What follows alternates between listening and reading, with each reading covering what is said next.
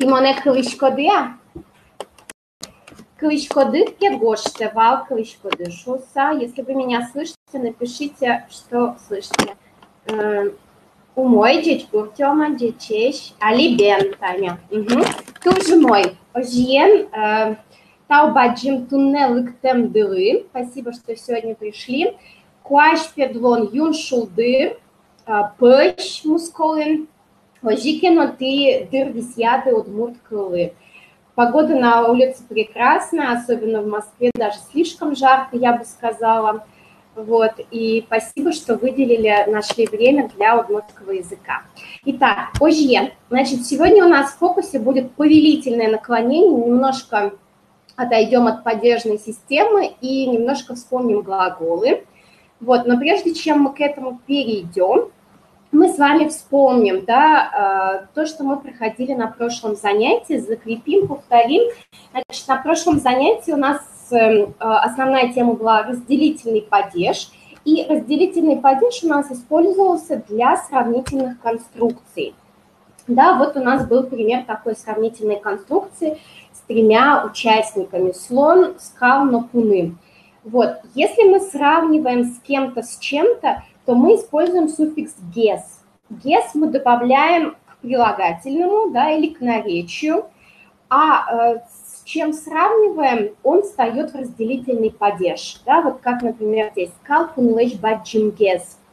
То есть прилагательное «больше» мы наделяем суффиксом «гес», а собака, с кем сравнивают корову, ее мы наделяем суффиксом разделительного падежа. Вот, есть еще другая аналогичная конструкция с послелогом «щарыш», но я вам пока предлагаю остановиться вот на этой сравнительной конструкции с «лэш» плюс «гес». Да?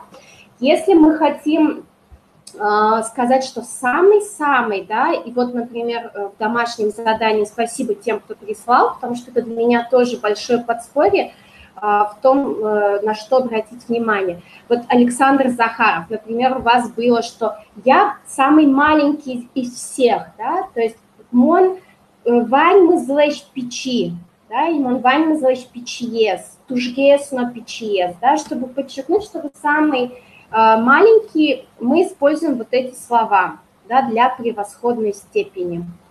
Вот, итак, значит, сравнительное гес и разделительный падеж. Для превосходной степени нам нужны такие слова, как «самый», «тужгесно», «вань назлэш», «котьмалэш», «коткинлэш», и дальше идет прилагательное уже. Ну что, давайте вы помните. Значит, есть такое удмуртское слово «шужи», дурачок, глупыш, да, оно очень часто используется даже не как уничижительное, а просто играючи, да, ой, дурачок ты, да, там, дурачишься много и так далее. В отличие от этого есть слово «виштем», да, тем – это суффикс прилагательных, отсутствие чего-либо показывает. Например, «вымы» – это снег, «вымытем» – бесснежный. Значит, «виш» – это у нас мозг, разум, а «виштем» – это тот, у кого нет разума, да, в отличие от «шужи» это уже прям совсем плохо, когда совсем дурак, нет ума, вот. А здесь «шужи» это может быть и такой вот дурачковатый. Вот, итак, давайте посмотрим. Значит, вот у нас здесь три мальчика, да, нрещети пияж, кктети пияж и куинети пияж. По степени усиления, скажем так, степени их дурности, вот, напишите три предложения должно быть, да, то есть первый мальчик – дурачок, да, вот здесь на русском языке вам образец приведен. Второй мальчик дурнее первого, то есть сравнить надо, взять прилагательное «шужи» и взять слово «наращет и пияж». Да? И третье предложение будет про третьего мальчика, который самый дурной, самый дурачащийся. Вот, его надо уже поставить в превосходную степень. Итак, давайте ужачком работаем, и я вам даю на это минуту времени. Да, и соберет шишена с кером, а потом все вместе проверим. Подик минут.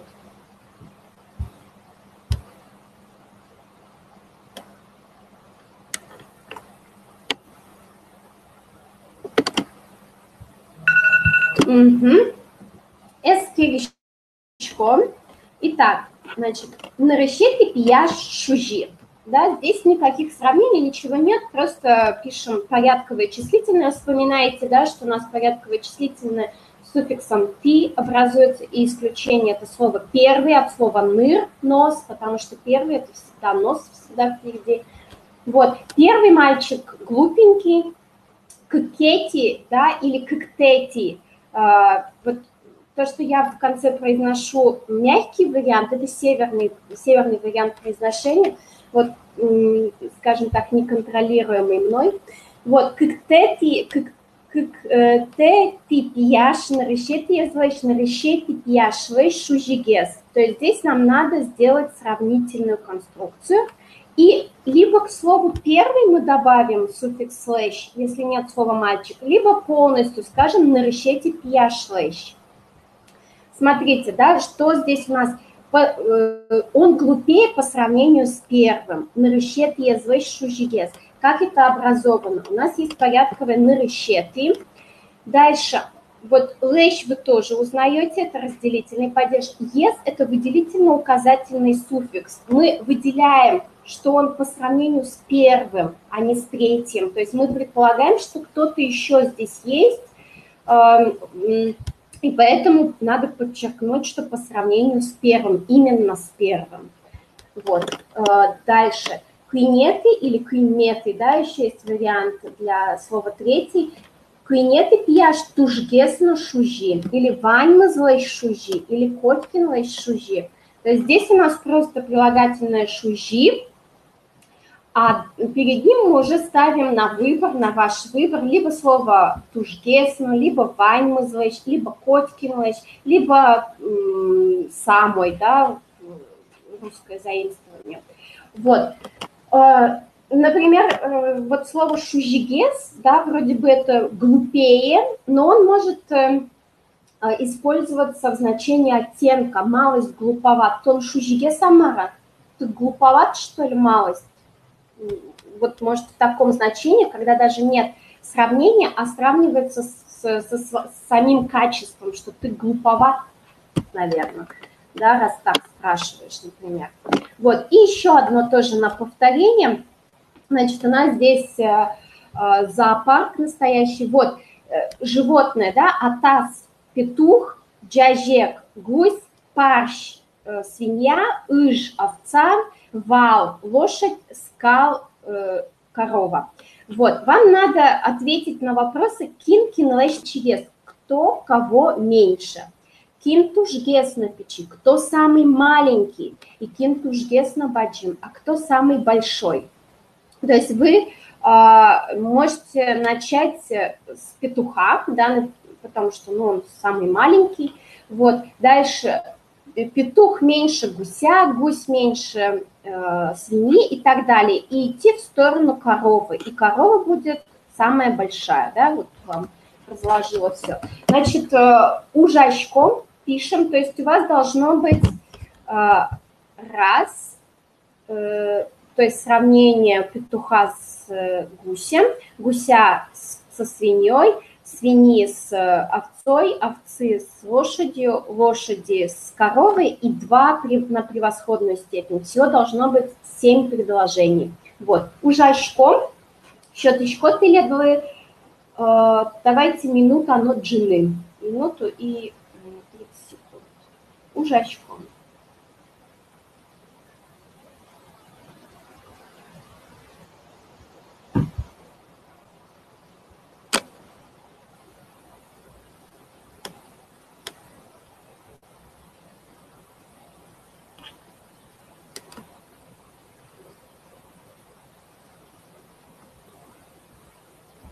Угу.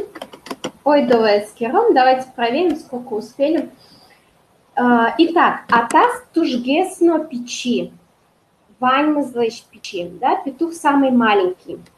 Вы можете здесь добавить выделительно-указательный суффикс «ес», тужгесно печи «ес», да, потому что у нас есть целая группа животных, как бы целая группа, и мы выделяем одно животное из этой группы словами, что оно самое маленькое и подразумеваем, что из всех. Да? Поэтому здесь вполне подойдет, если вы поставите выделительный указательный суффикс, выделяя петуха из группы всех.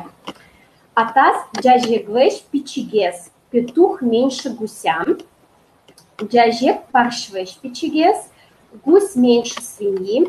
Парш ыжлэш пичигес. Свинья меньше овцы. Ыш валлэш пичигес. Овца меньше лошади. И вал скаллэш пичигес. Лошадь меньше коровы. Ну, это спорное, да, вот это, конечно, вот это, что лошадь меньше коровы. Ну, по картинке, да. То есть, смотрите, да, везде у нас слово пичигес меньше, и то, с чем сравнивают, стоит в разделительном падеже, то есть наделяется суффиксом лэш. Если бы вы хотели сказать, что лошадь меньше моей коровы, там, моя лошадь меньше моей коровы, то вы бы просто добавили к слову вал, суффикс притяжательный, и к слову скаллэш тоже притяжательный суффикс. С разделительным падежом притяжательный суффикс очень легко встраивается, он встает между корнем и суффиксом лэш.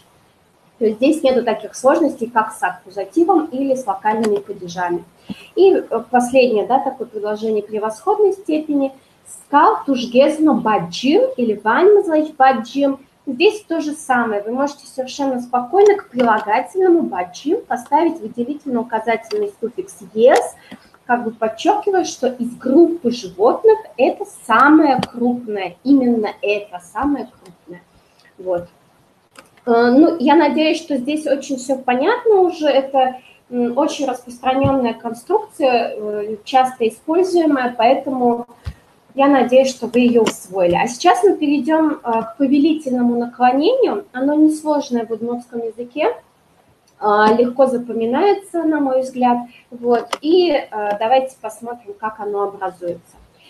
Прежде чем мы перейдем к повелительным наклонениям, которые образуются от основы глагола, давайте с вами вспомним, что мы можем уже построить от основы глагола на данный момент, до 12 занятия, что мы с вами изучили, что мы с вами можем сконструировать. Да? Основа глагола. Да? У нас основа глагола глагол первого типа, который заканчивается на «ыны», и мы отсекаем «ыны». То есть у нас в первом типе глаголов остается основа на согласную. И мы очень четко должны понимать, на что заканчивается. Это твердое ДЗЛНСТ или это УЮ. Да, вот, они составляют одну группу, а все остальные согласные и гласные, это, можно сказать, другая группа первого типа глаголов. Во втором типе глаголов у нас гораздо легче, у нас отсекается только «ны», и остается основа на гласную, да, на «а» или «я». Здесь, чтобы не было тяжело воспринимать, запишу два глагола, например, «мы-ны-ны», «мы-ны-ны», «мы-ны-ны», «идти», да, и «валаны», «понимать». То есть глагол «мы-ны-ны», мы его видим, что это глагол первого типа, оканчивается на «ыны». Мы отсекаем «ыны», получаем краткую основу, с которой мы работаем дальше. Да? И она заканчивается на твердую «ДЗЛНСТ». То есть для нас это показатель того, что ряд суффиксов должен указывать на то, что «н» твердая. Глагол «валаны» второго типа мы отсекаем просто «ны» и получаем основу на «а», да, «вала». Что мы уже можем от этого построить? Вот у нас получилась основа глагола «мын» и «вала». Мы строим будущее время, да, здесь просто в грубых чертах я написала, какие показатели, какие буквы, звуки характерны для будущего времени, да, это буква «о» во всех лицах, а во втором типе это «ло», да, то есть я пойду «мон-мыно», я пойму «мон валало». И далее вот эти «о» и «ло», они будут во всех лицах и числах идти. То есть для будущего времени это «о» и «ло» такие показатели. В настоящем времени скопление вот это «щк», «мон мынышко», «мон валашко». Да, в других временах такого скопления «щк» не будет. Дальше очевидное прошедшее мы с вами тоже смотрели. Здесь показатель будет и или «и» с двумя точками, которые как раз используются для обозначения предыдущей согласной твердой, которая в основе стоит, да, как в нашем случае глагол «мыныны». «Мон мыни» – «я пошла, пошел», и «мон валай», да, здесь будет «я поняла». Вот. Дальше. Это про времена, да, 3 времени мы с вами рассмотрели уже. Дальше у нас были такие глаголы, которые имели значение «надо», «не надо», «оно», «йоно», «но». Или аналогично «куле» плюс инфинитив. Да, «оно», «йоно», «но» тоже добавлялось к основе глагола. Дальше мы с вами смотрели причастие настоящего времени, прямо на первом занятии это у нас было. Очень легко выстраиваются идущие, понимающие, да, и большинство профессий в удмуртском языке тоже будут образованы за счет вот этого «ищ». Вот. Дальше, значит, «мыныш» – идущий, да, а «валаш» – понимающий. Дальше еще одна большая группа – это форма на «м», «ем», «м». Это отглагольные существительные могут быть, и мы их используем в конструкциях, когда, например, «мне хочется», да, «тебе хочется», вот в этих конструкциях. Дальше это абсолютно совпадает с причастием прошедшего времени, да, например, «мне хочется пойти». «Мынеме потем», это мы с вами уже рассматривали. «Мынем» – это прошедший или ушедший, да? «Мынем щурес», например, прошедшая дорога. И неочевидное прошедшее. «Со мынем», он пошел, оказывается, да, то есть вот про это я тоже уже говорила вам в свое время. Вот. Так, почему-то у меня презентация старая. Ну ладно, сейчас пока вы будете делать задание, я поменяю. Вот, значит, смотрите, для вас ключевая фраза в повелительном будет такая китайская фраза «нянь вань щи, чай вань ю». Хлеб есть ешь, чай есть пей. Да? То есть нянь вань щи звучит как китайский язык. Щи – это от глагола щины, чай вань ю, ю от глагола юны пить. Более того, это финно-угорские слова, поэтому легко достаточно запомнить. То есть здесь у нас, вот, если вы запомните эту фразу, то она вам будет помогать. Итак, давайте смотрим, как у нас императив или повелительное наклонение образуется. Мы рассмотрим его даже в 3 частях. То есть сначала мы рассмотрим формы тон и пи, сделай, сделайте, да, вот это. Потом рассмотрим 3-е лицо, вы сделаете, да, пусть они сделают, пусть он, она сделает и так далее. И отдельно рассмотрим отрицательное, то есть по 3 частям разобьем, на 3 части разобьем. Итак, смотрите, значит, здесь у нас внутри глагола можно, все глаголы можно фактически по такому принципу работать. Для формы тон вы берете глагол. Да? Если это глагол 2-го типа, вы просто берете основу на гласную «а» или «я». Как здесь? «Вала», пойми, «ужа», работай, да? От глаголов «валаны», «ужаны». То есть, чтобы образовать повелительное, для 2-го типа вам вообще не надо напрягаться. Вы просто отсекаете «ны», получаете основу на гласную, и ударение перебегает на 1-й слог. То есть здесь очень важно, что в повелительном наклонении в удмуртском языке ударение падает на 1-й слог. Вот. И во множественном числе вы здесь добавляете к этой основе суффикс «ле», чтобы образовать форму «вы поймите», когда к каждому на «ты» обращаются, «валале», «ужале», работайте, да? То есть это 2-й тип глаголов. С первым типом. С первым типом можно выделить два направления, скажем так. Если глагол основа после отсечения на «ны» у нас есть сочетание согласных, да, вот, например, глагол «учкны», мы «ны» отсекли, у нас, ну или вот в основе у нас есть сочетание согласных в конце, да, вот «учк», «мон учкишко» я вижу, «учк», вот это «учк», сочетание согласных ЧК надо разбить, поэтому здесь обязательно надо оставить «ы». Да, то есть если есть сочетание согласных, обязательно должна быть «ы» в конце. Учка, ударение тоже на первый слог, смотри. Кошка, уходи. Еще кратко у кошки будет кош, просто иди отсюда, да, кош штатыш, иди отсюда. Вот, со множественным числом для формы «ти» у нас «л» факультативное, но обязательно надо добавить либо «е», либо «э». Да, «э» добавляется после твердых «д», «з», «н», «с», «т» и после основ на «у», «ю». А в остальных случаях добавляется «е». Да, может быть, кош, кыш, икра такая. Угу. Вот, а там, где у нас нет сочетания согласных, вы можете «ы» опустить. Мын, иди, ты накладывай. Но во множественном числе все равно надо соединительную, ну или конечную либо «е» поставить, а «л» здесь факультативно. То есть еще раз, да, какой у нас алгоритм? Вы видите глагол, инфинитив, начальная форма, заканчивается на «ны». Если вы видите, что это глагол второго типа, заканчивающийся на «аны», «яны», мы отсекаем просто «ны» и перекидываем ударение на первый слог. Да, и получается у нас «вала», «ужа». Во множественном числе для формы «ти» мы к этому добавляем еще суффикс «ле» обязательно. Валалы, ужалы.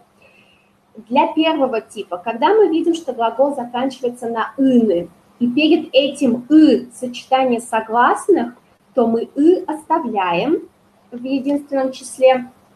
Если нет этого сочетания согласных, то мы можем «ы» спокойно опустить и говорить кратко «мын», «тыр» и так далее.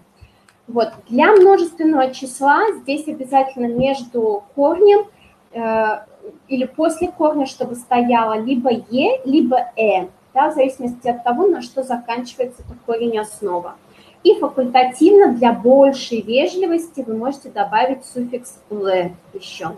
Если вы добавите к этой конструкции «вал», «было», «сделай было», да, буквально там, «учкывал», «посмотри было», это будет смягчать «посмотри-ка», вот, будет соответствовать русскому «посмотри-ка». И это будет очень часто использоваться в речи, чтобы прям не было такого жесткого приказа «посмотри, посмотри-ка, посмотрел бы ты», да, вот смягчало.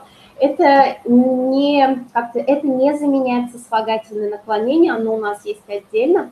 Нет, это просто смягчение, как бы получается из приказа перетекаем в просьбу. Тут вот был вопрос, няньке Вань щи, если есть хлеб, ешь, да, тоже можно так сказать. Вот, то есть запомнили, да, постарались запомнить, то есть здесь у нас главная основа, и фактически с этой основой и работаем, и все. Вот, ну что, давайте попробуем самостоятельно, тут у вас 3 типа глагола, значит, верашкны разговаривать, основа на «шк», заканчивается, потыны, твердое «т», и кырчаны. Попробуйте сделать самостоятельно, я вам даю 2 минуты времени. Показать еще раз табличку, которая была? Или попробуйте восстановить? Ладно, молчание, знак согласия, 2 минуты, кык минут уже щеком, 2 минуты, и потом проверяем.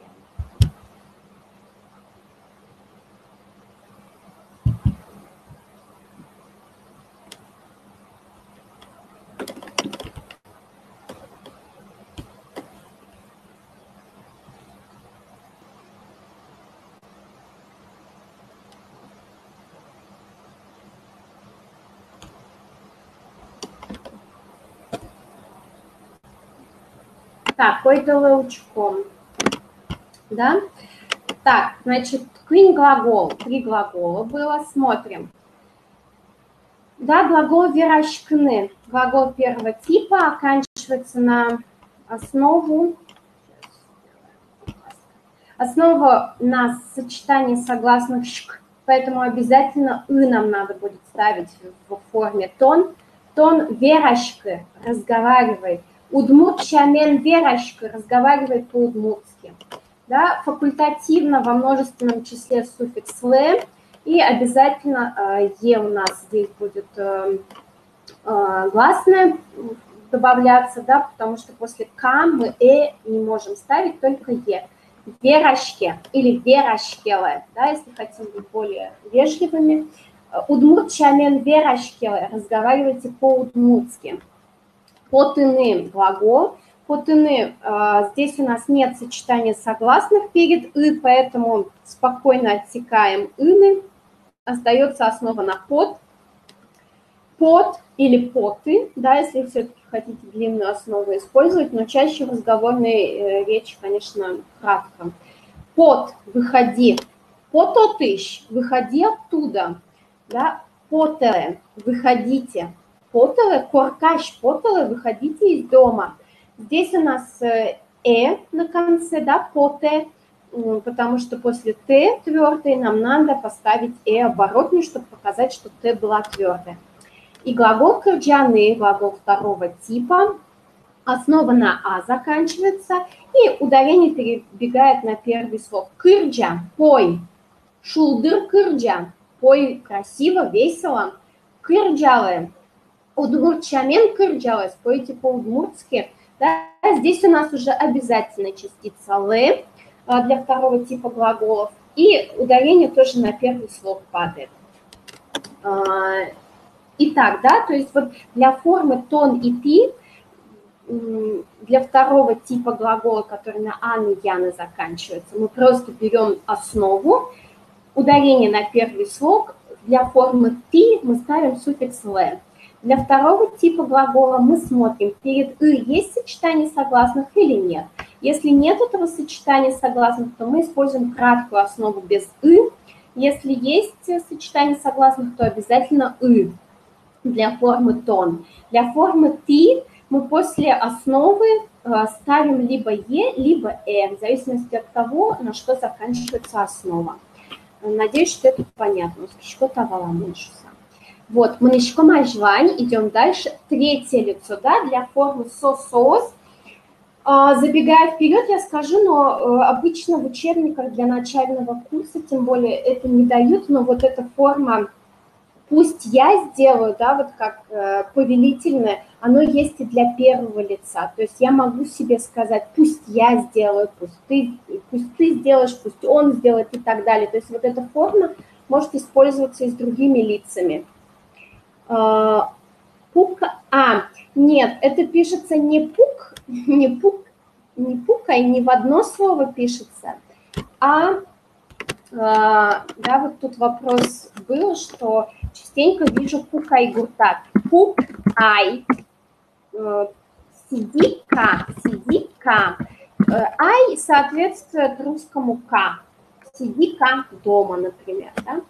Итак, давайте посмотрим третье лицо, что здесь у нас происходит. Здесь у нас,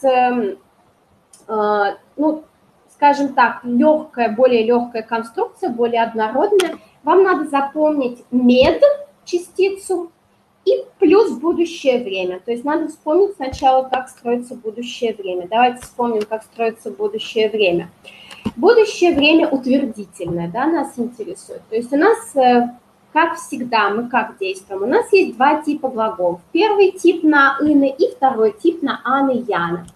Будущее утвердительное добавляется суффикс либо «о», либо «ё», в зависимости от того, какая конечная согласная или гласная в корне. Мон куро, я попрошу, тон куро, ты попросишь со куро, сми куро, мы, ты куро, ты сос курозы, да, то есть, видите, везде вот это есть «о», и опять вот эти буквы, суффиксы маньяки, дезе, медуза и так далее. Для второго типа в будущем у нас всегда есть «ло». То есть, по сути, просто мы ставим «л», и потом идет вот это «о» как показатель будущего времени, и дальше лично притяжательные суффиксы. То есть разница только в том, что для первого типа это либо «о», либо «ё», а для второго типа это «ло». Плюс и тут, и там лично притяжательные суффиксы. Итак, да, то есть у нас повелительно для формы «со» и «соос строится так, что мед плюс будущее время для третьего лица единственного числа и будущее для третьего множественного. Да, например, глаголы «учканы» – смотрите, «кушканы» – уходить. «Медучкос» – пусть смотрит, пусть он смотрит, да.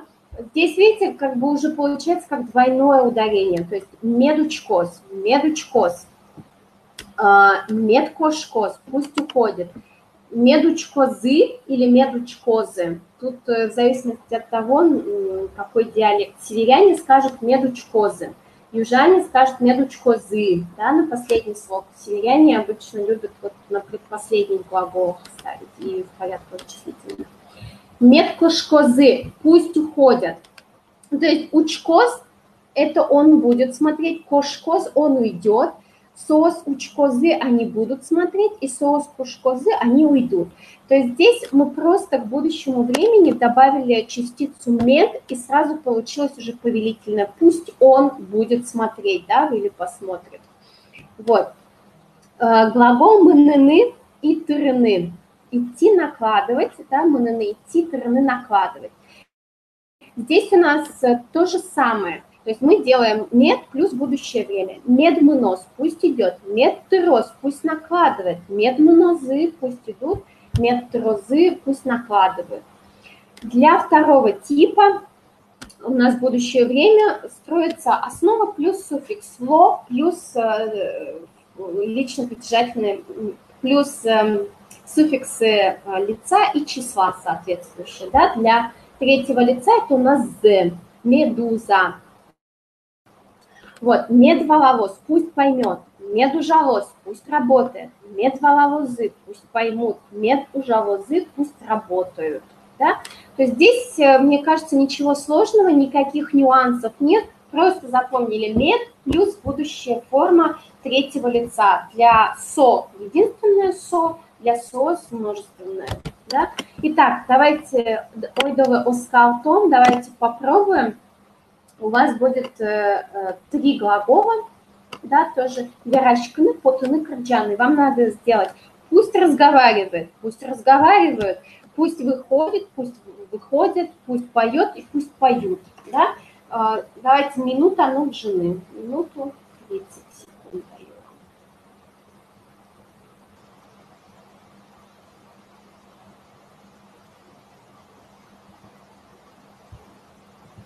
Угу. Так, ой да лучком. Давайте посмотрим. Итак, глагол верашканы, будущее время верашкос, да? Медверашкос, пусть говорит. Медверашкозы, пусть говорят. Потыны, медпотос, пусть выйдет. Медпотозы, пусть выйдут. Кырджаны, медкырджавоз, медкырджавозы. Да, ну я надеюсь, что здесь все понятно. Точно так же вы здесь можете добавить вал в конец. Медверашко звал. Вот бы он говорил, да, то есть здесь тоже будет смягчение. Медверашко звал. Удмурчанин медверашко звал. Вот бы он поговорил по-удмуртски. Медверашко звал. Да, то есть будет некоторое смягчение. Угу. Итак, да, еще раз подытоживая с повелительным утвердительным. Да, то есть у нас ударение на первый слог, во-первых, падает. В третьем лице для формы «со» и «соос» мы используем «мед» плюс будущее время. Дальше для формы «тон», «ти» что у нас происходит? Если для формы «тон», если у нас сочетание согласных перед «ыны», да, в первом типе глаголов, то мы обязательно «ы» оставляем, чтобы разбить сочетание согласных. Если нет этого «ы», то мы можем оставить краткую основу.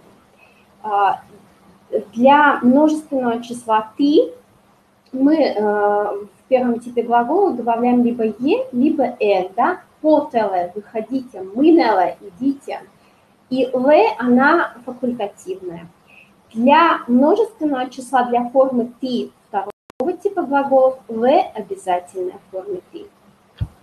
Надеюсь, что это все понятно. Да, пару фраз, которые как бы интересные, стоит запомнить. Ну, начнем с джечну, да, до свидания. Это, по сути, будь хорош, оставайся, да, от глагола луны. Глагол луны быть, будь здоров. Вот. И получается, мы его сокращаем, то есть у нас здесь нет сочетания согласных, остается лу. Да, тоже как, по-моему, в марийском ли, да, тоже вот это используется в таких конструкциях. Так, что тут у меня вы спрашиваете? Кушайщи, так можно сказать? Нет, так нельзя сказать. Это одно слово русское, другое удмуртское. Ну, так нет, так не скажут. Дальше, да? Пилем дядей кош, шунды мемей под. Пилем – это туча, дядяй в ряде диалектов, и раньше так говорили папа, обращение к папе. Уходи, да, туча, папа, уходи, солнце, мама, выходи. Да, это такая, ну, с одной стороны, вроде детская, такая прибаутка, что ли, стишок, но с другой стороны, она такое символическое значение имеет, что если плохая погода, то обращались к силам природы с просьбой, чтобы вышло солнце, дожди прекратились и так далее. То есть на самом деле это не совсем детская история, это скорее стало детским фольклором уже из взрослого, скажем так.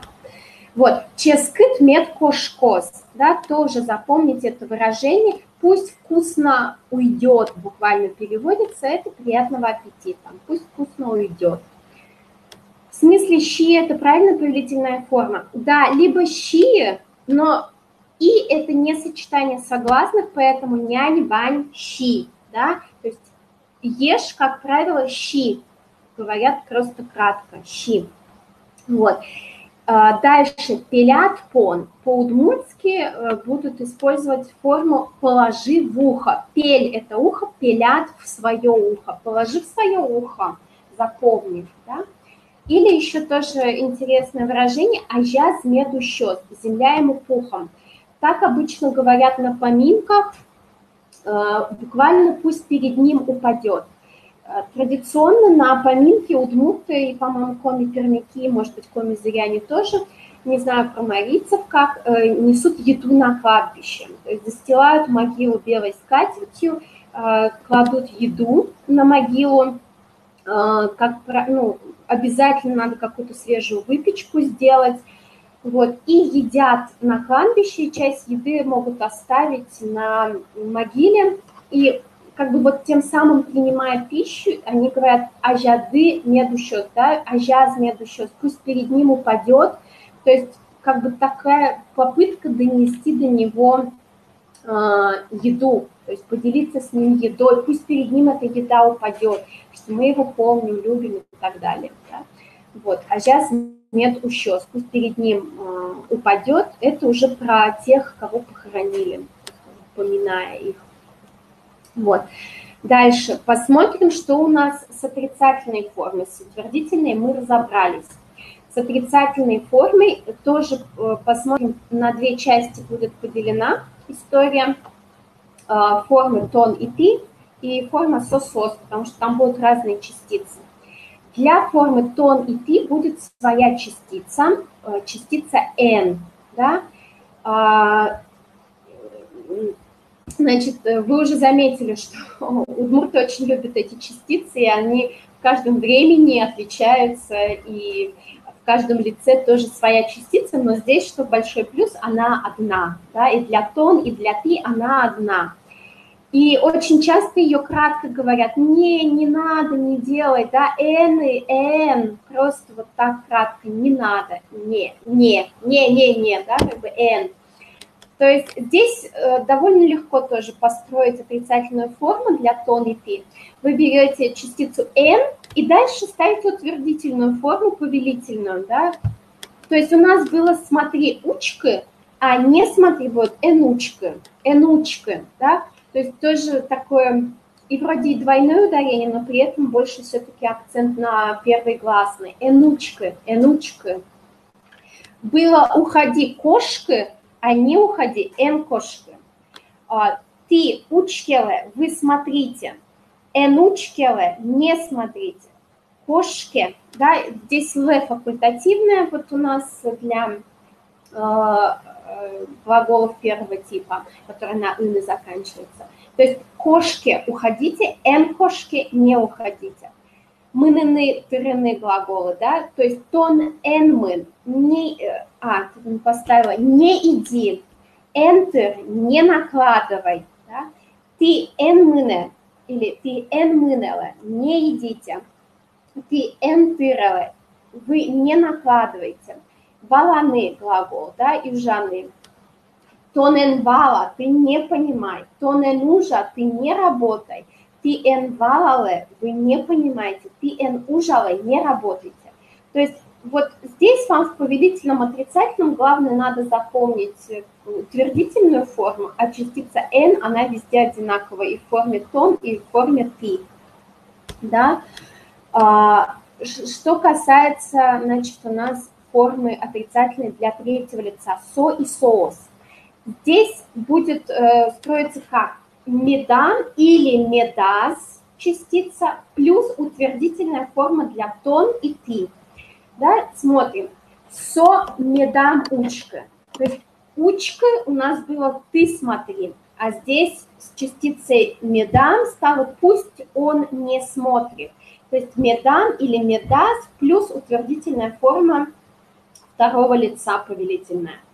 Медам кошка или медас кошка. Кошка, пусть ты уходишь, то есть ты уходи, а медам медас кошка, пусть он не уходит. Сос медам учки, пусть они не смотрят. Сос медам кошки, пусть они не уходят.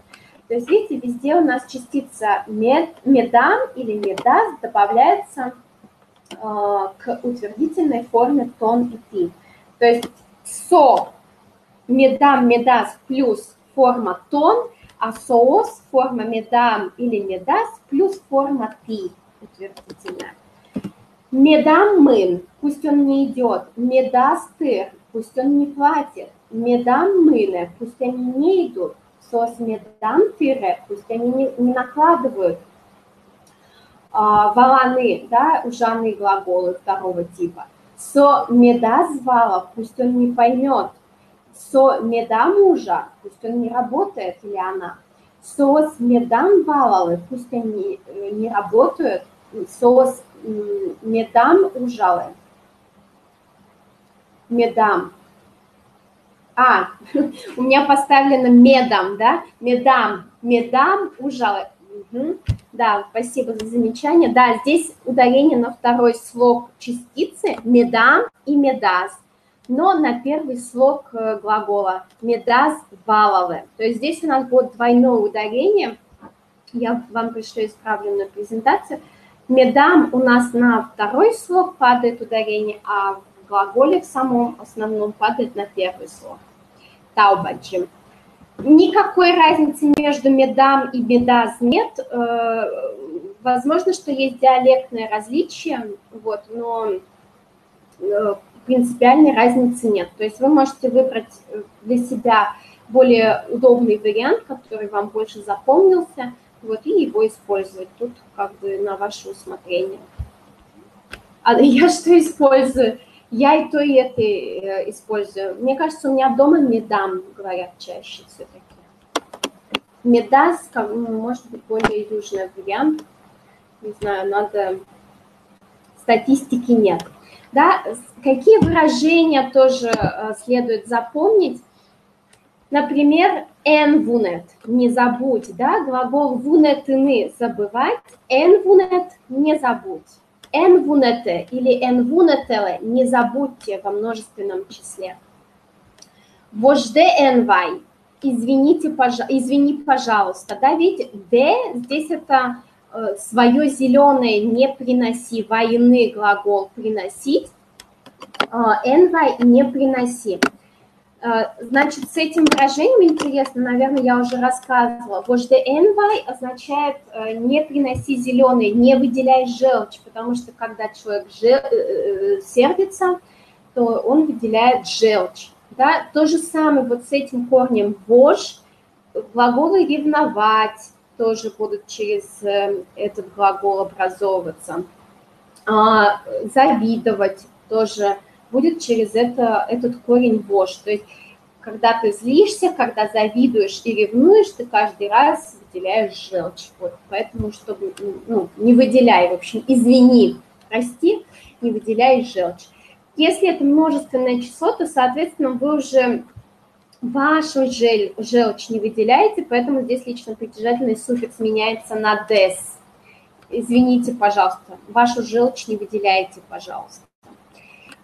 Щин медам или медаз уч, чтобы не сглазить, буквально, чтобы глаз не упал, да, то есть когда там, например, про ребенка говорят, ой, какой хорошенький, да, и потом тю-тю-тю, щин медам уч, да, чтобы не сглазить только. Куаж медам или медазор, пусть не идет дождь, пусть бы не шел дождь, да, то есть вот мы так тоже можем сказать. Вот, значит, мешком ажвань, давайте посмотрим дальше. Медам еще имеет какие-нибудь значения, где-то меня это запутало, медам. Пусть не, может быть, не знаю, где это могло запутать. Итак, смотрите, да, здесь все выражения с формой на тон. Телефон декыс, выключи свой телефон. Д, да, лично притяжательный в аккузативе. Кут, лови, кушты, бросай. Тече, прыгай, не входите, да. Энпыр, ты не входи. Татын тамак энкыскы, здесь не кури, да. Краныш бу энью, воду из крана не пей. Не мешай энлюкет. Там, наверное, у меня отписка, да? Вождес энвае. Да, вождес энвае. Угу. Тоже себе отмечу. Вождес энвае. Или энваелы, да, если хотим быть еще более вежливыми. Таубаджи. Вот что значит copy-paste. Вот, значит, здесь у нас даны формы на тон. Ваша задача сейчас будет в течение 1 минуты сделать форму на «вы». То есть вот здесь сейчас все обращение на «ты», а сделайте на форму на «вы» во множественном числе. Угу. Ужашком 1 минут. И даю вам минуту времени.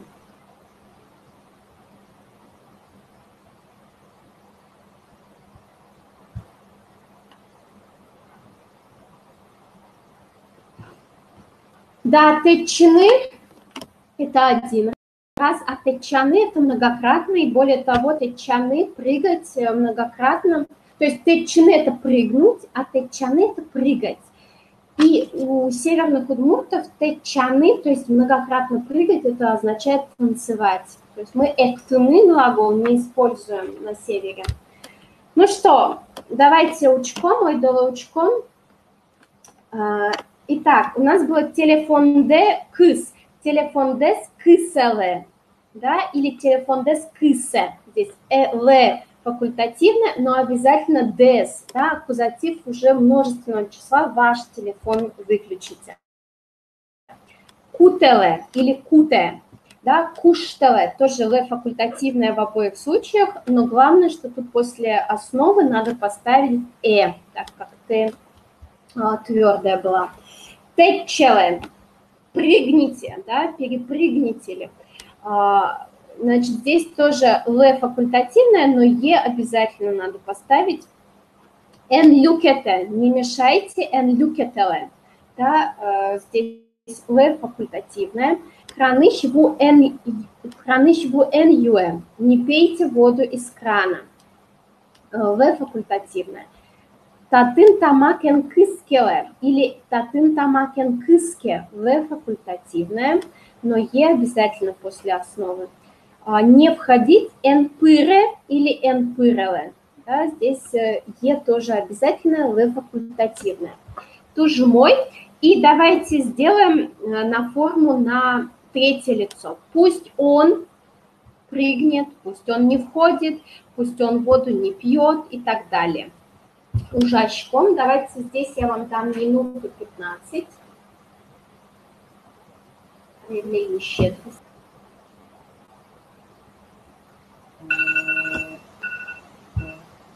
Так. Ой, волчком. Давайте будем смотреть. Я здесь буду подписывать. Так. Телефон Z, да, свой телефон, его телефон. Телефон Z нет кысос. Да, то есть он выключит свой телефон. Нет плюс кысос, будущая форма третьего лица. Дальше. Пусть он поймает. Да, нет и плюс будущая форма третьего лица. Нет кутос. Пусть он бросит. Нет куштос. Угу. Тетче, да, ты прыгни. Пусть он прыгнет нет тетчос. Нет плюс будущая форма. Тетчос он прыгнет. Энпер не входи. Здесь уже легко, да, у нас эн мы заменяем просто на медам. Медам пыр. Пусть он не заходит. Эн люкет не мешай. Здесь тоже эн заменяем на медам. Медам или медас люкет. Да, медам люкет. Татын тамак эн кыскы, не кури здесь, да. Татын тамак медам или медас кыскы. То есть здесь мы тоже эн заменяем на медам медас. Краныш ву эн ю, краныш ву эн заменяем на медам. Медам ю. Баламона, понятно это? По-моему, здесь как бы все понятно, ничего вроде сложного нет, да? Просто надо запомнить вот эти схемы, что, да, у нас вот третье лицо образуется при участии второго лица в том числе. Да, например, для утвердительной формы мед плюс будущее время, форм со и сос, да, практика хоть кукуэ. А для отрицательной формы мед плюс утвердительные формы тон и пин. Да? Так, и давайте шодик задание. Даже прежде чем, наверное, вот мы перейдем. Есть еще, у нас есть свой вайме. Да? Вайме – это сеть грузинских ресторанов. Вот я всегда шучу, что вайме. У нас тоже есть свое вайме. Смотрите, вай – это дай. Да? Ме – это на. И причем у «ме» нету глагола, то есть это непонятно из чего образованное вот это «на». Ну, в русском тоже, наверное, «на», непонятно из чего взявшееся. Вот, а «вай» – это от глагола «воины» приносить, то есть принеси, дай сюда. Ну и, соответственно, их можно поставить во множественное число «вае» или «ваеле» и «ме» – «меле», как бы сделать их во множественном числе. Вот, то есть запомните вот это вайме, да? Полезное выражение. Вот, ну что, здесь дана определенная лексика, потому что она вам понадобится дома. Итак, глаголы надо поставить в формы.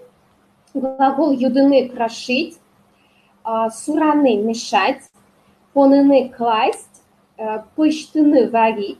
Сылалтыны от слова сылал – солить, баштыны – брать, ну, еще у него есть значение покупать, но в нашем данном случае это именно возьмите, например, 50 грамм муки, там, 50 грамм масла и так далее.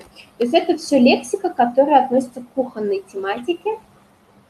И вам надо, видите, тут вам даже есть подсказки некоторые, вам надо заполнить эту таблицу сейчас, то есть написать глагол юдыны в форме тон, ти, со уже написано, и со отрицательное надо сделать. Да? Итак, давайте потренируемся, попробуем сделать. Угу. Я вам даю, давайте 1,5 минуты. Минуту 40. Ужачком.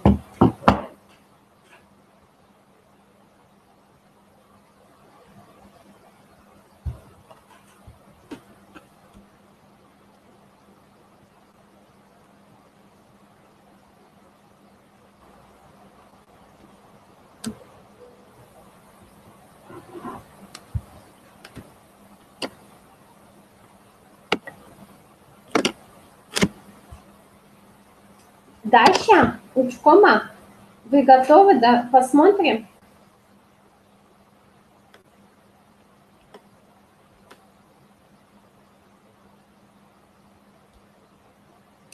Ну что, давайте посмотрим, тишина такая. Вот, юденный глагол, да, глагол первого типа, сочетания согласных нет, для формы тон будет просто юд, да, или юды, если хотите длинную основу. Нам достаточно будет и юд. Юд. Для формы ты, да, обязательно основа и плюс да, и факультативное л. Факультативное л у нас здесь. Со медюдос, пусть он накрошит. Со медам или медазют. Со медам или медазют. То есть здесь у нас получается со утвердительная форма мед плюс будущая форма третьего лица. Медазют – это у нас медаз частица и плюс форма утвердительная второго лица тон. Сураны мешать. Сура мешай. Ну, у сураны есть тоже значение путать. Да? Здесь путай еще может быть. Карталсты сура, перемешай карты. Вот. Здесь тоже мы строим сура и факультативное л, да, то есть это глагол второго типа, заканчивающийся на аны, яны, поэтому здесь у нас будет длинная основа на гласную сура, и во множественном на форму на ты мы можем добавить, не можем, а тут обязательно надо добавить сура л. Угу. Суралы тут у нас обязательно. Для второго типа, который на аны, яны заканчивается, тут у нас обязательное л. Со утвердительное, пусть он перемешает. Да? У нас нет частицы, и к ней добавляется форма будущего времени, глагол второго типа, поэтому суффикс ло. Суравоз. Нет суравоз, мецо суралоз, да, то есть со может вклиниваться между мед и суралоз. Дальше отрицательное мы ставим, ну, допустим, для разнообразия медам и утвердительную повелительного второго лица медам сура. Пусть он не путает. Он иные класть, да, тон, пон. У нас конечная без сочетания согласных в корне, поэтому здесь просто пон. Дальше поне или понелы, в факультативное. Со, мед, понос, да, мед и плюс будущая форма глагола понос. Мед, по, мед, понос. Пусть он положит, наложит и так далее.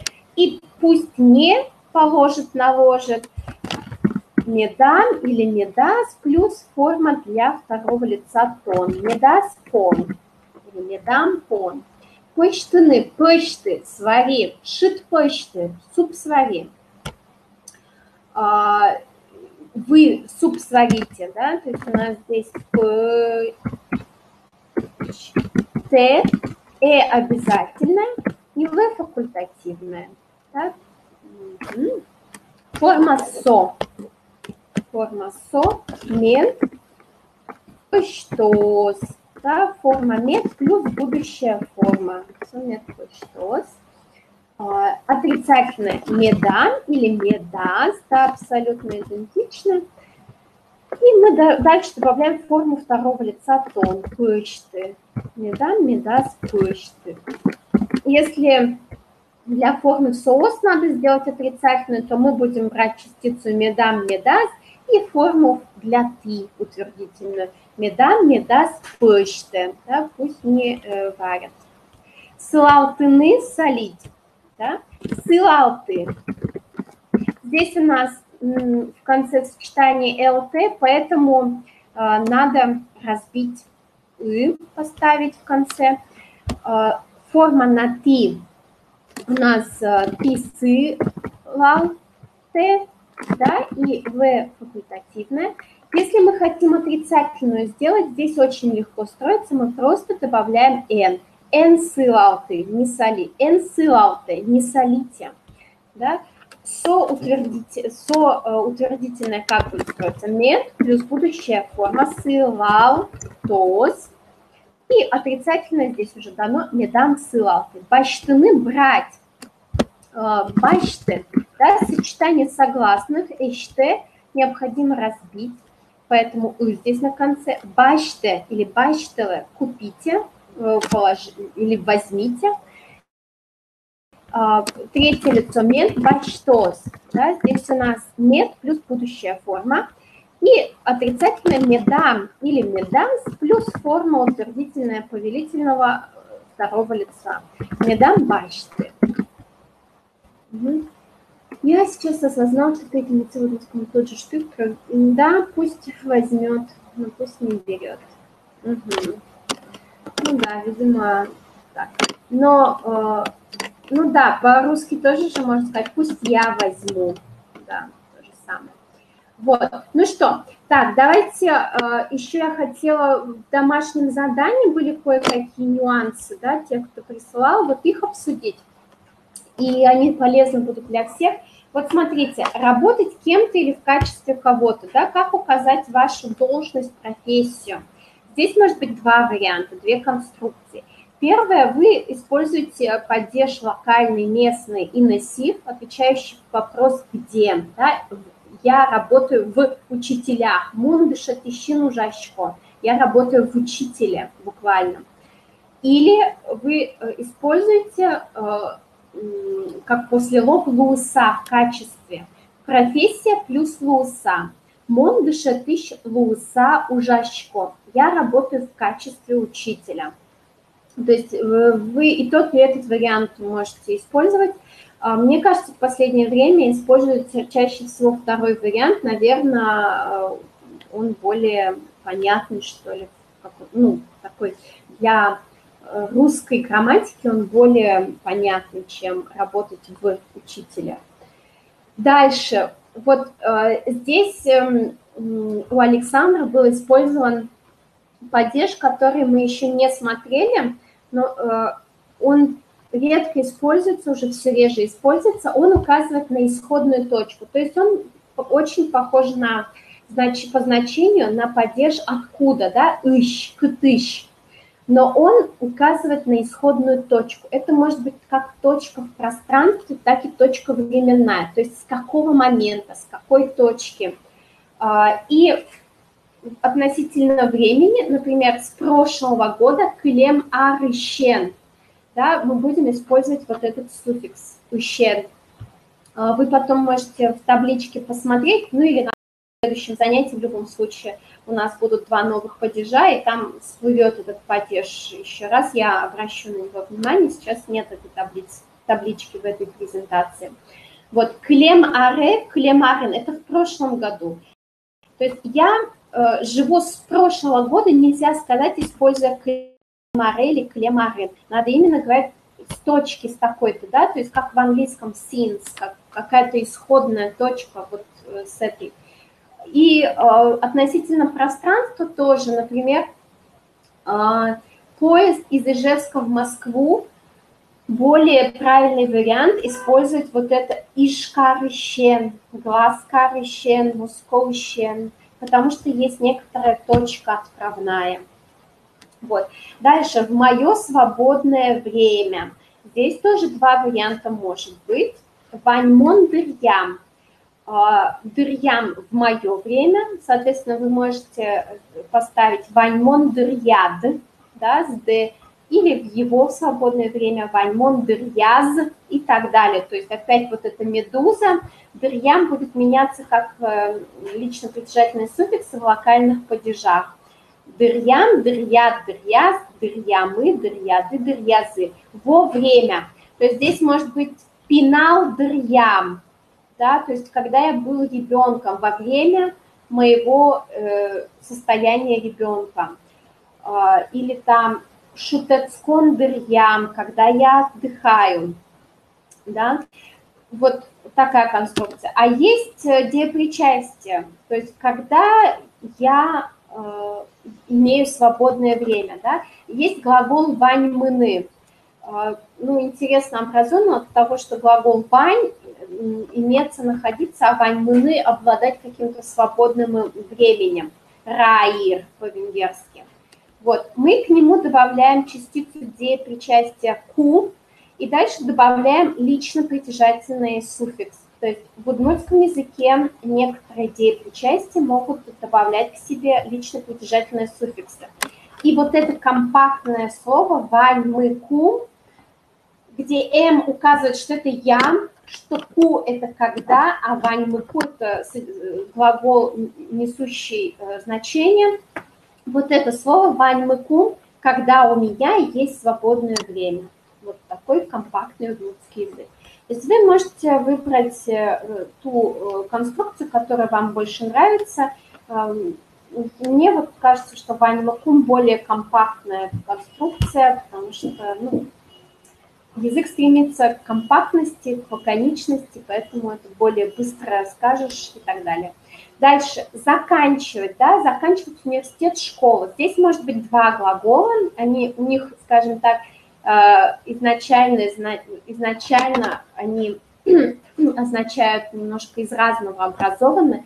Елпумьяны, буквально ел – это вершина, пум – это кончик, то есть завершить, да, сделать надвершие какое-то. И быттыны, вот эти два глагола используются. Быттыны, у него еще основное значение – закончить, значение уничтожить. Например, тушмонез быттыны – уничтожить врага. Да? То есть закончить школу – это уничтожить школу, университет уничтожить в каком-то таком смысле. И здесь, конечно, обязательно должен быть суффикс аккузатива, потому что что-то конкретное мы заканчиваем, что-то конкретное завершаем. Вот здесь на ваше усмотрение. Школаэс быты или школаэс елпумьяй уже на ваше усмотрение. Дальше есть такие слова, которые помогают нам связывать предложения между собой. Про них я еще там чуть дальше тоже скажу. Вот есть слово «табере» – «теперь» и «собере» – «потом». Но вы в обоих словах, конечно, видите одно и то же частицу, да, после слов «бере». И здесь просто они слились. «Та» – это «этот», «со» – это «тот дальний». Про это мы тоже еще поговорим. То есть «табере» – это сейчас, это про настоящее. Мы не можем в прошедшем времени сказать «табере». А «собере» потом, мы его можем и в будущее время поставить, у него немножко оттенок другой, да, то есть потом за каким-то действием. «Собере» буквально после этого, после него, да, «табере» теперь значение. Вот. Так, ну что, давайте, это вот что касалось домашнего задания, какие у меня были основные замечания. И еще в домашнем задании, вот у Александра это встречалось, и мы об этом тоже на прошлом занятии начинали говорить, выделительно-указательный суффикс, да? Вот, маркеры этого выделительно-указательного суффикса, или что есть этот выделительно-указательный суффикс, это суффиксы as, yes, is и is. Да? Is реже встречается, и, как правило, в местоимениях, а is встречается после множественного числа. Давайте посмотрим, что это. Во-первых, в удмуртском языке есть два указательных местоимения, указывающие один на ближайший предмет, та, да, близкий, а дальний предмет – это со, который совпадает с третьим лицом, он, она, оно. Да? То есть та улмо – это яблоко, та улмо гор – это яблоко красное.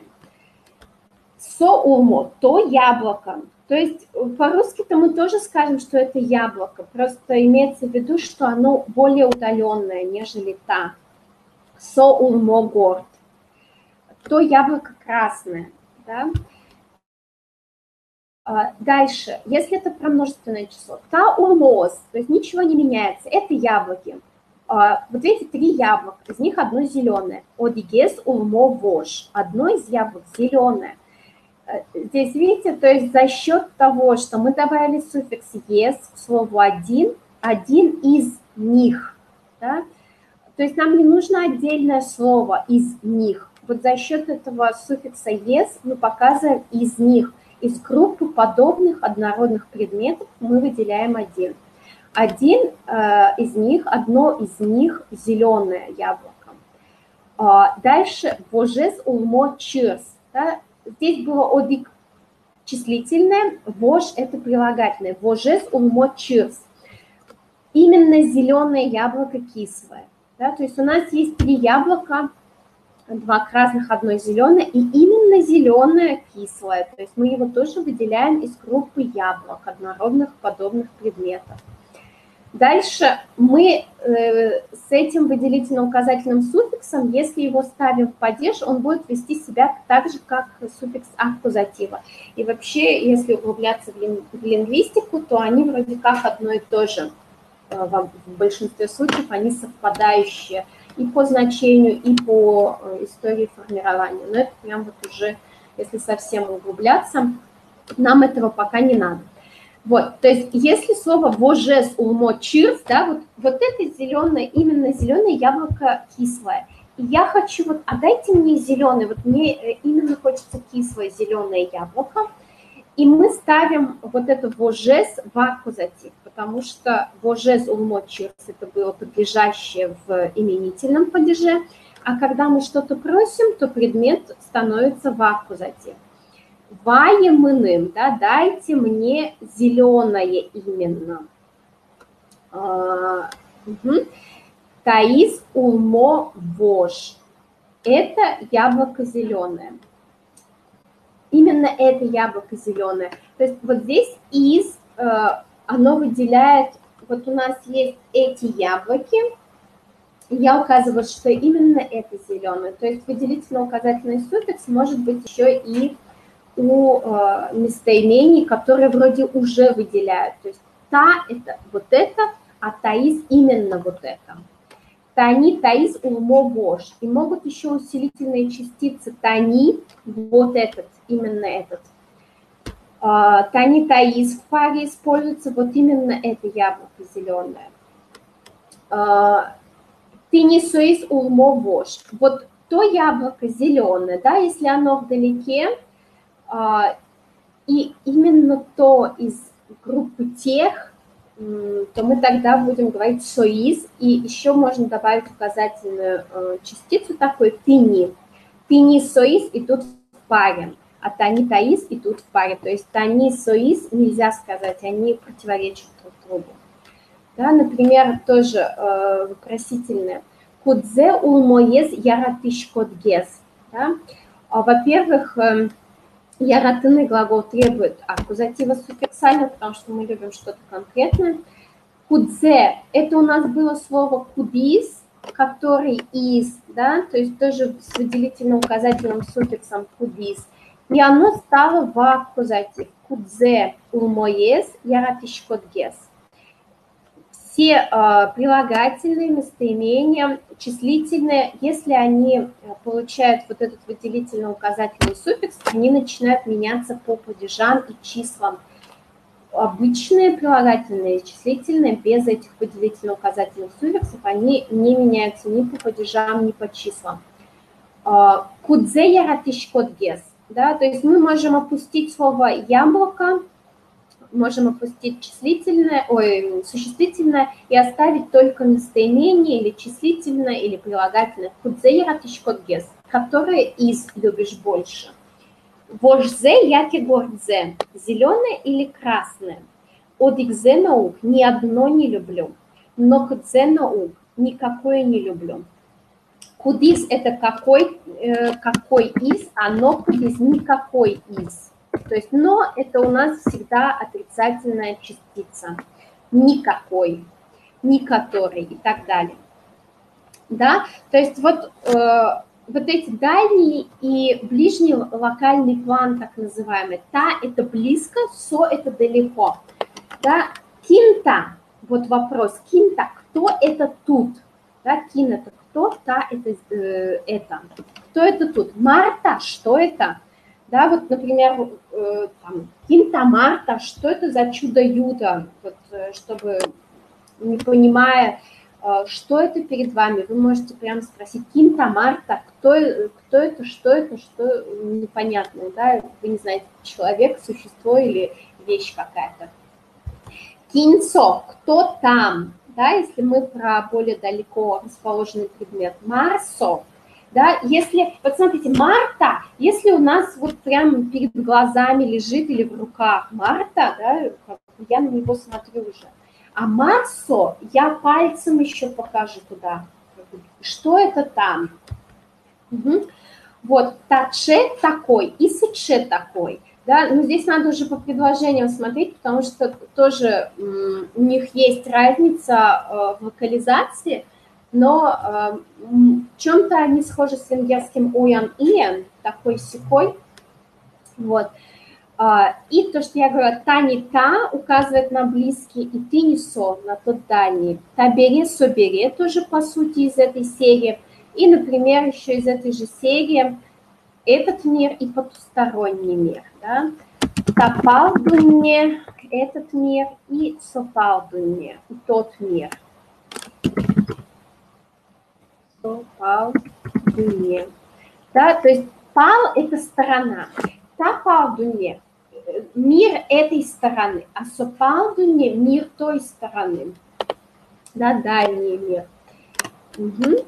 Так, и вот здесь как раз предложение, которое в том числе... не то пока. Вот здесь смотрите, да, на прошлом занятии мы с вами обсуждали, мы нам умныры, ты нечь, ты дезлэч, котрезгес. Да, здесь как раз выделительно-указательный суффикс был, или вот то, что я вам говорила в начале урока, когда про сравнительные конструкции говорили, когда мы выделяем, да, из группы или хотя бы даже два предмета одинаковых, то мы один из них выделяем, то мы уже ставим выделительно-указательный суффикс. Он для нас показывает этот суффикс, что есть еще другие подобные предметы. И ты нещ, ты дезлещ показывает, что есть два лица, твое и мое. И твоего, именно твоего лица указывает на то, что вот я сравниваю свое лицо со вторым, с твоим. Да? Или вот, например, у Александра было предложение: мы нам кыкнули, у меня две дочки. Да? Или кыкнул Йосы, это уже тенденция в удмуртском языке, что после числительных во множественном числе существительное ставят, хотя в оригинале, скажем так, в правильном русском языке всегда должно быть было единственное число. И как мы скажем, вот одна из дочерей, старшая из дочерей и так далее живет там-то, вторая там-то. Одигес Карелия, нуле мукеты с Крымы. Одна из живет в Карелии, а другая, вторая из в Крыму. То есть вот здесь «ес» и «из» указывают на то, что мы выделяем вот их, мы знаем, что их две или даже больше, и мы выделяем одну из однородных, то есть они же однородные сестры, братья, да, то есть они фактически как одинаковые единицы. Вот. У Александра у вас было нарышетие, первое, да, тоже можно сказать, что первое, то есть значение старшее. Или мы можем сказать баджиме с Карелии, ну, пичье с Крымы. То есть старшая из сестер. Мы как бы опускаем вот это все из сестер. Вот это ес уже это нам показывает, что старшая из. Пичье младшая из. Да? И немножко может меняться значение, вот, например, как здесь мукет – это другой, да, как в венгерском маш, то есть другой по типу, а мукетыс – машик, да, второй, как бы другой из, выделяем его из группы однородных. Вот. Надеюсь, что это понятно. То есть выделительно-указательный суффикс, который нам нужен для выделения из группы однородных предметов подобных. И если прилагательное или местоимение наделяет, или числительное наделяется этим выделительно-указательным суффиксом, то оно будет меняться по числам и лицам. Да, и то есть вот в такого рода предложениях, когда вы сначала указали какую-то, описали группу, а потом говорите, а один тот-то, а второй такой-то, да, например, жили у бабуси два веселых гуся, один серый, другой белый, да, вот там будет точно тоже «Одигес пурыш мукетус тагю», да, обязательно, вот, потому что мы указали группу.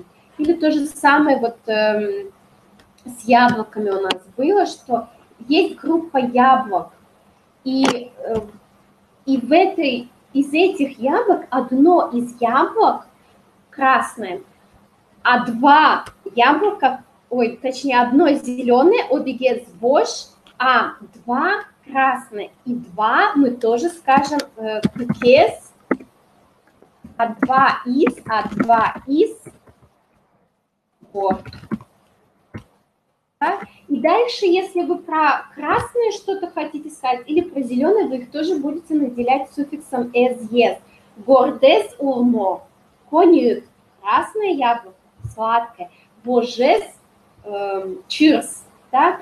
То есть мы будем знать, то есть вот этот выделительно-указательный, он немножко еще как артикль, да, вот в ряде языков. То есть он некоторую еще определенность дает. Не только выделяет, но еще и определенность какую-то дает. Так, барменам татын. Что у меня здесь? Значит, еще несколько предложений, да, здесь. Ну, это давайте, наверное, уже дома прочитайте. Я вам здесь еще хотела, чтобы вы тоже дома прочитали.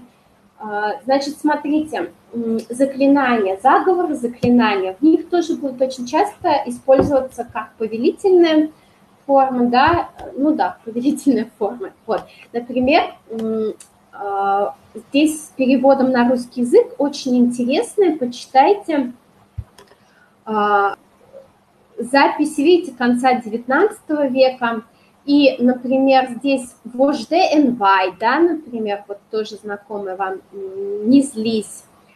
Ну, здесь посмотрите, «зексе чоргде счет». «Зексе» – это как раз выделительно-указательный суффикс. Видите, то есть уже «закес чорык» здесь имелось в виду. Рыб много у вумурта, но человек, который идет рыбачить, он просит, мне большую из твоих рыб дай, закес чурыгет. Вот это была форма именительного падежа, и дальше ее ставят в аккузатив, потому что просим что, дай что, да, счетыны это давать, дай счет, матевай, принеси ближе, берег дуревай, принеси к берегу. Пишем счет в умурте чучматышка. Эниса тоже полезное сочетание. Не трогай. Эниса моне, не трогай меня. Да? Вот. Еще один, это вот для чурганы. Пайшураны, охотиться. Пайшур – это дикое животное.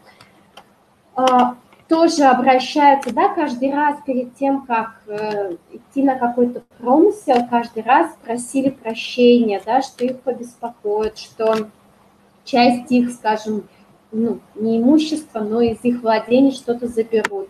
Пумишкыты, да, буквально заставь на... Пумишкыты – это вот, кто знает венгерский язык, каузативные глаголы, когда за счет одной буковки «т» уже действие совершаешь не ты, а ты заставляешь кого-то другого. Да? То есть пумишкыны – это встречаться, а пумишкытыны – заставить встретиться.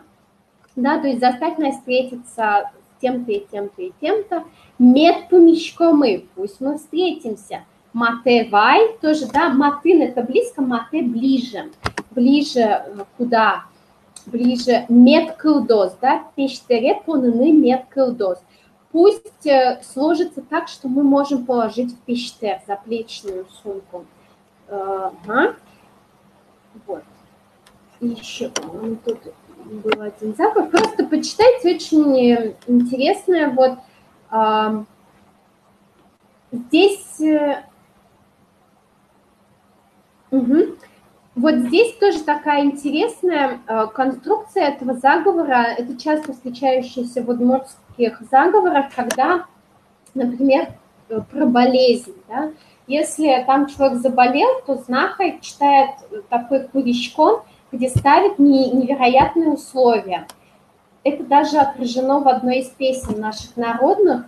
В этой песне, например, поется о том, что мы не расстанемся до тех пор, пока, и дальше прописаны условия, пока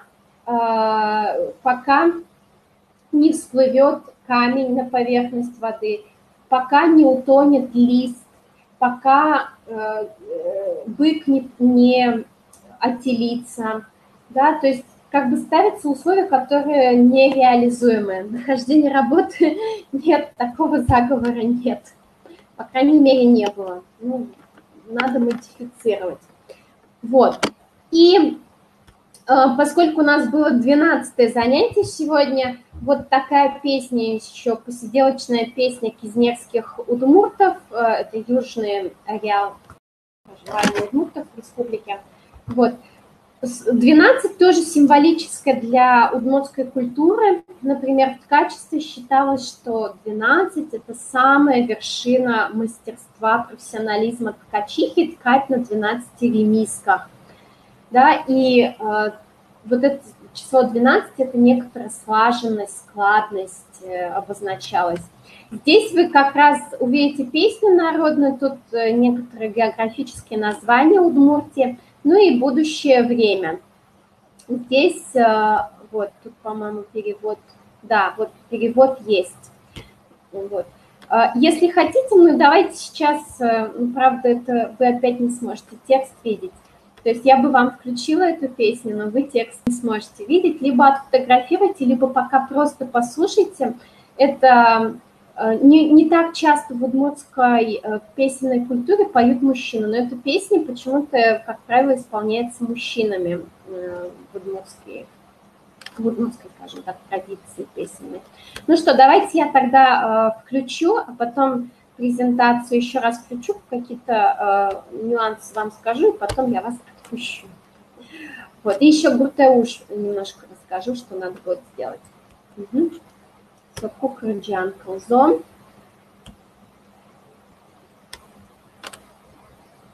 Так. Ну и если пойдет звук, то дайте знать, потому что у меня микрофон будет выключен. Daskik par, ой дядеге, чошкено, гагактис, чошкено, гагактис. Шукишкос,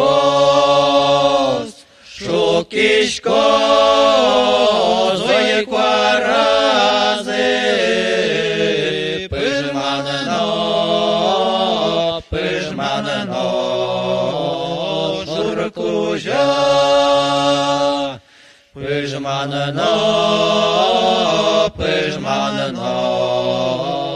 шуркужа.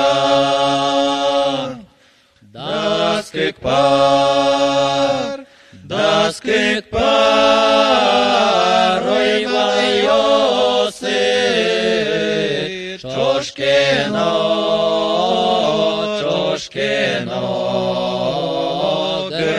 grdaltis,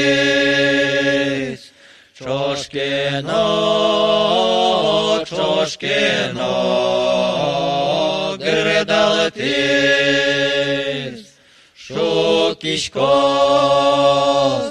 Шукишкос, ой кваразы, пыжманно, вочкужа, пыжманно, вочкужа.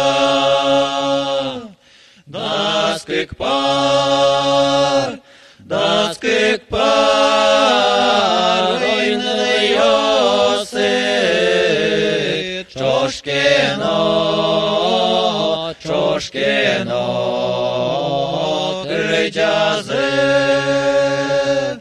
Чошкино, чошкино, кырджазы, шукишкос, шукишкос, ой кваразы, бельяно, бельяно, урам кожа. Бедьяно, бедьяно, урам кожа,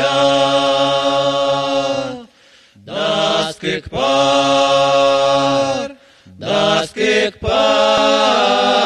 ой пьёсы, чошкино, чошкино, чогизы.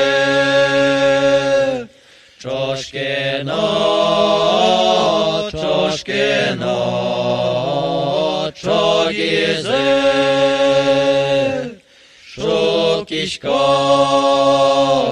шукишкос, ой кваразы, бельяно, бельяно, нюлес кожа. Бельяно, бельяно, нюлес кожа.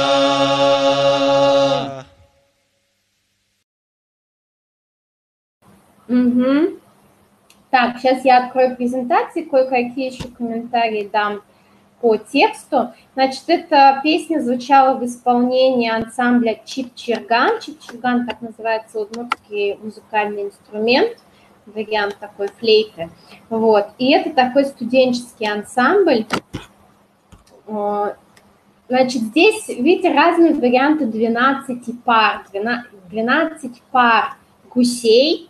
Здесь форма «твой», она скорее даже не имеет отношения к тебе, она скорее вот такая, как поговорка, бывает пословица, да, используют, чтобы приблизить к слушателю ситуацию, скажем так. Чош кено. Кено – это союз «если», хотя или если вместе. Чош – это вместе. Гагактыны, да, звукоподражательный глагол. Пыжван – это географическое название, это название речки в Кизнерском районе. Очень много названий, которые в удмуртском языке вот через звуки, буквы, точнее, через звуки, которых нет в русском языке. И чтобы облегчить понимание, вот эти буквы заменялись русским, приближенным, что ли, аналогом. Поэтому пыжман пишется уже через «ы». То же самое бадья. Бадья – это тоже варшудное имя большого рода. Якшур Бодья, кто знает Удмуртию, да, населенный пункт. То есть он уже везде пишется, воспринимается как Бодья, хотя в языке оригинале, в удмуртском, это Бодья. Вот, и таких вариантов очень много. Дальше. Шуккишкос, видите, это все будущая форма. Шуккишканы стукнуть, это про голос-звук, да. Куара – это голос-звук. Куаразы – их голос. То есть если гуси, 12 гусей, все одновременно гагакнут, то их голос прозвучит, разнесется вдоль по реке Пыжман.